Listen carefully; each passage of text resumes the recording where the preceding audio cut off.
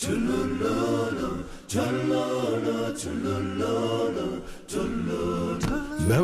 Rolihlahla Mandela began his life herding sheep and cattle in the rolling hills of South Africa's Eastern Cape.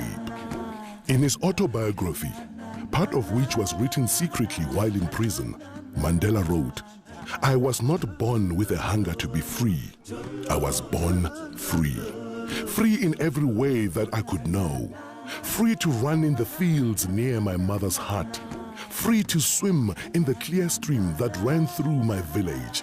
Free to roast mealies under the stars and ride the broad backs of slow-moving bulls.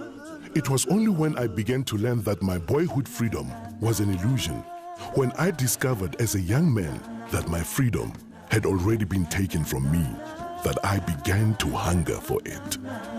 Nelson Mandela's given name, Rolihlahla, literally means tugging at the branches of a tree.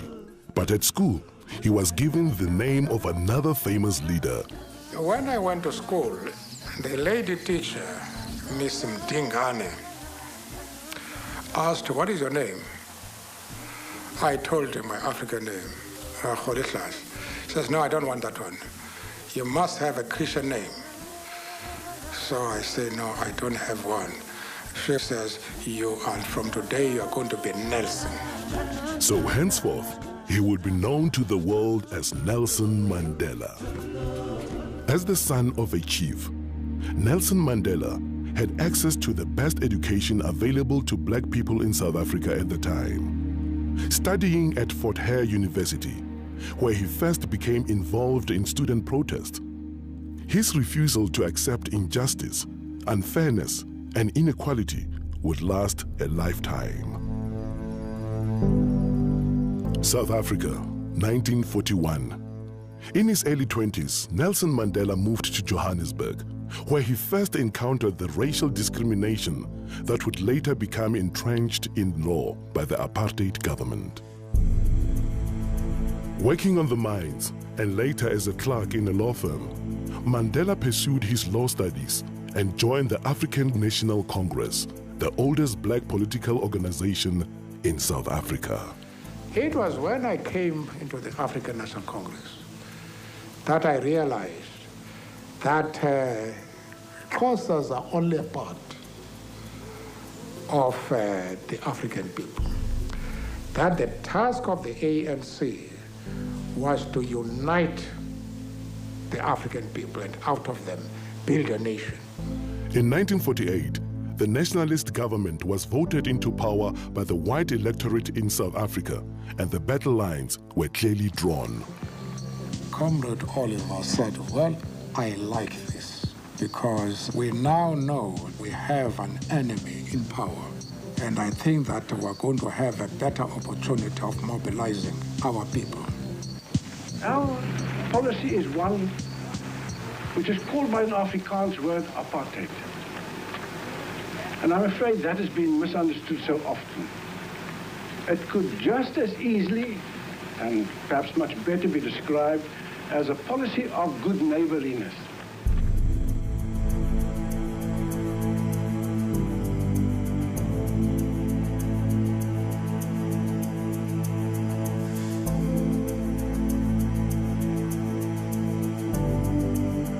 In 1955, the ANC and other organizations called upon people of all races to gather in Kliptown to approve the Freedom Charter, a blueprint for a free, democratic, and multiracial South Africa, in which all races would be treated equally. Nelson Mandela, one of the chief organizers of the gathering, was banned by the government from attending and was forced to watch proceedings from the sidelines. In 1956, the organizers of the Freedom Charter and other leaders in the Congress movement were charged with high treason. The trial was specifically designed to occupy the opposition and keep them out of politics. It dragged on for 4.5 years, and it would be another 40 years before the Freedom Charter finally bore fruit. South Africa, 1960, Sharpeville, a black township in the industrial area south of Johannesburg. A peaceful crowd gathered to protest against the past laws, was shot at by police.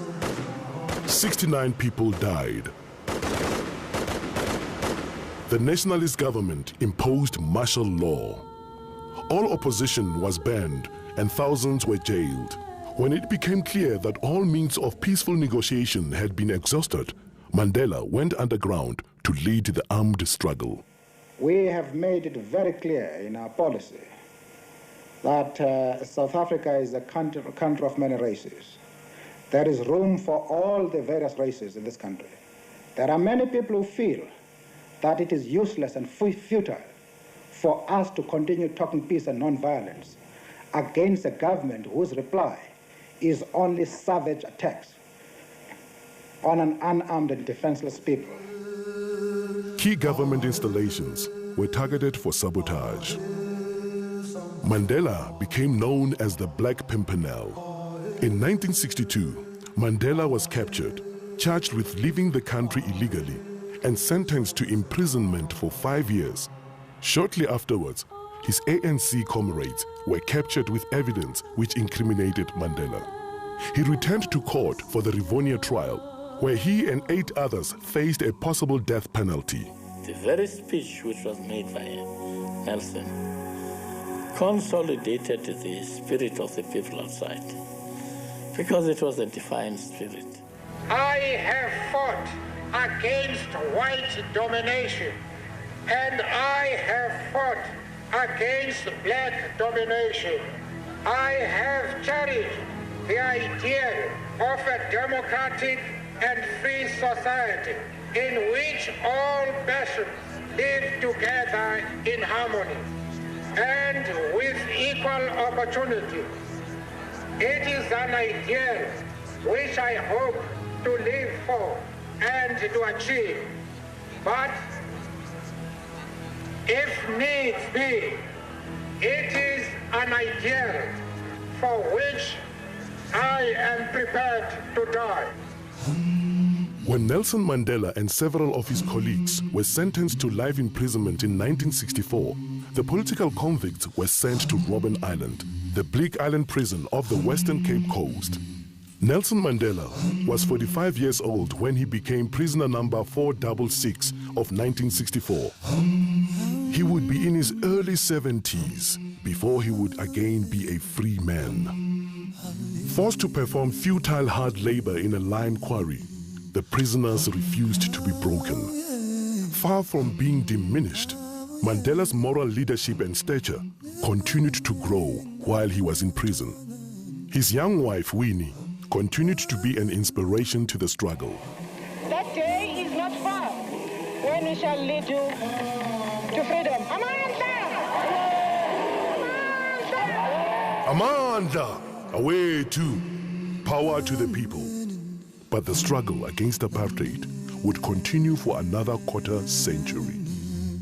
While Nelson Mandela and his co-accused served life sentences on Robben Island, other leaders of all races and in all spheres campaigned for change.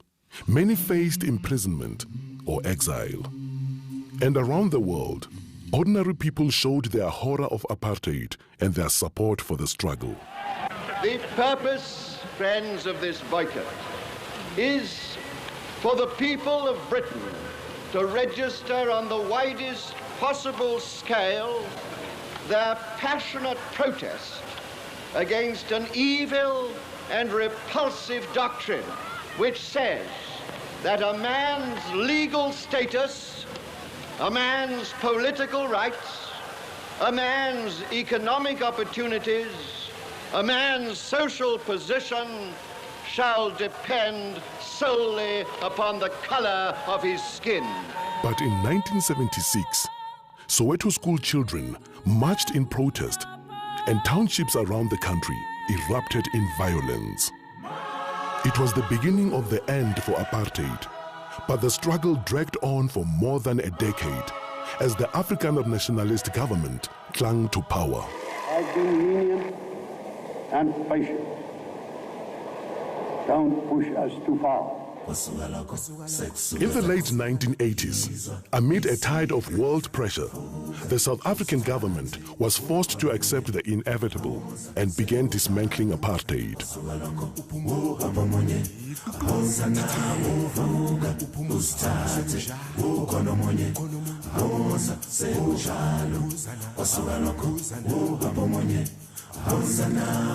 In 1990, at the age of 71, Mandela was released unconditionally.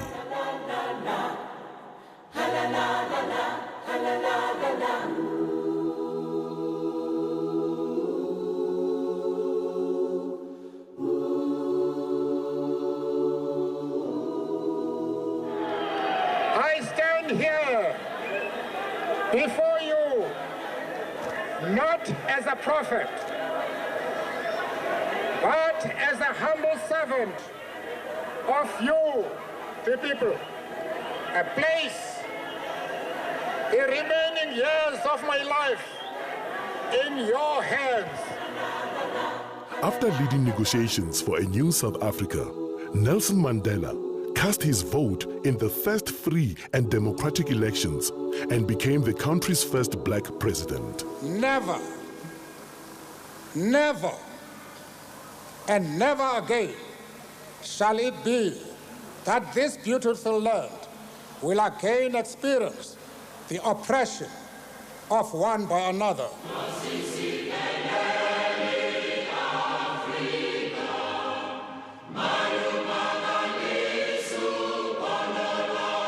For the duration of his presidential term, and throughout what should have been a well-earned retirement, he has worked tirelessly to entrench the ideals he has so long stood for, becoming universally revered as an icon of leadership and humanity.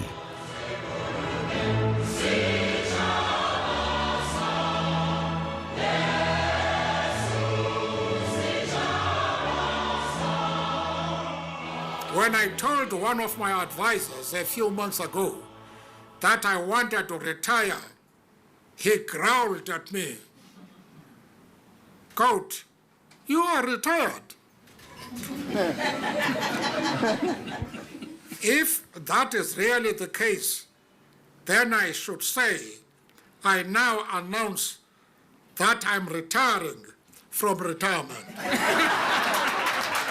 But in his retirement from retirement, Nelson Mandela has continued to give his support and generosity in countless ways, creating an enduring legacy through the Nelson Mandela Foundation, the Nelson Mandela Children's Fund, the Mandela Roads Foundation, the Nelson Mandela Institute for Education and Rural Development, and the 46664 campaign.